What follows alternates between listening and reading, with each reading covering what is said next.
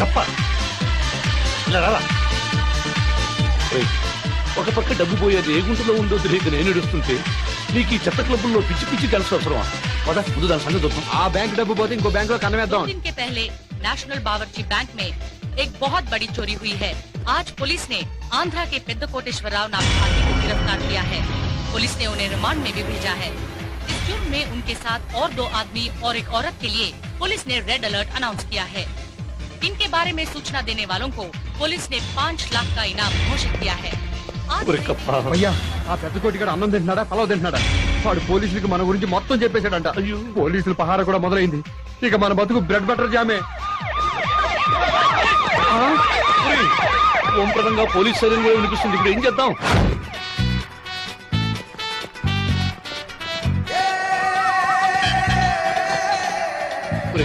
భయ్యా ఈ గెటప్పుల్లో మనల్ని ఎవరైనా గుర్తుపడతారంటావా? సమస్య లేదు భయ్యా, నిన్ను నేనే గుర్తుపట్టలేదు. తమరు ఎవరండి బాబు? ఈ ఇంగ్లీష్ ఎవడు కనిపెట్టాడో గానీ దుంపదగ్గ ఒక్క ముక్క అర్థమై చావడం లేదు. ఇంగ్లీష్ తెలిసినోడు ఎవడైనా కనపడితే బాగున్నే. నేను చెప్తున్నాను కదా భయ్యా, ఎవరు గుర్తు? ఎవరది? రమేష్ లా ఉన్నాడే. రమేష్ గుర్తుపట్టేశాడు. కూచోళ్ళ గెటప్ లేంట్రా, ముష్టోళ్ళ దగ్గర డబ్బులు కొట్టేసి వాళ్ళగా. థ్యాంక్స్. బ్యాంకు దొంగలా లేంగా. అదే పైన మంచు తలకు తగిలితే వస్తుందని ఈ పాగా. రాత్రిపూట ఈ నల్లకాళ్ళు చూడంటావా? మెడ్రాస్ అయి బెంగళూరు గుండా బాంబే వచ్చేసినట్ట, అందుకని. అది సరే గాని రాజా గారు మనోడు అమెరికా నుంచి టెలిగ్రామ్ ఇచ్చాడు, కొంచెం చదివి పెట్టు.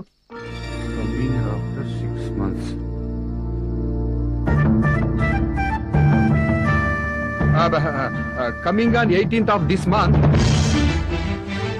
మీ మనోడు 18వ తారీఖున అమెరికా నుండి వస్తున్నాడంట. అంటే ఎల్లుండి. మంచి శుభవార్త చెప్పావు బాబు.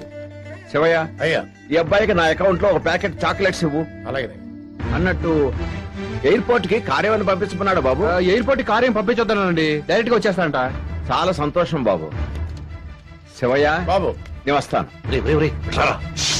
6 నెలల తర్వాత వస్తానని వాళ్ళ మనం టెలిగ్రామ్ ఇస్తే రేపే వస్తాడని మార్చి చదివేమిట్రా? నేనేం చేసినా ముందు చూపుతోనే చేస్తాను భయ్యా. ఆ మనోడు రేపే వస్తాడు. ఎలా వస్తాడు? వాడు రాడు, వాడి ప్లేస్ లో నువ్వు వెళ్తావు.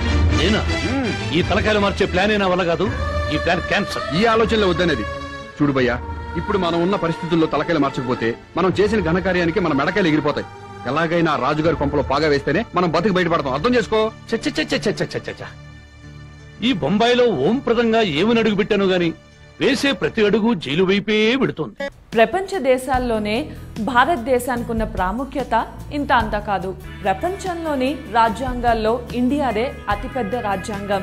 448 ఆర్టికల్స్, 25 భాగాలు, 12 షెడ్యూళ్లతో ఉంటుంది. రెండవది, ఆసియా సింహాలను పరిరక్షిస్తున్న ఏకైక దేశం ఇండియానే.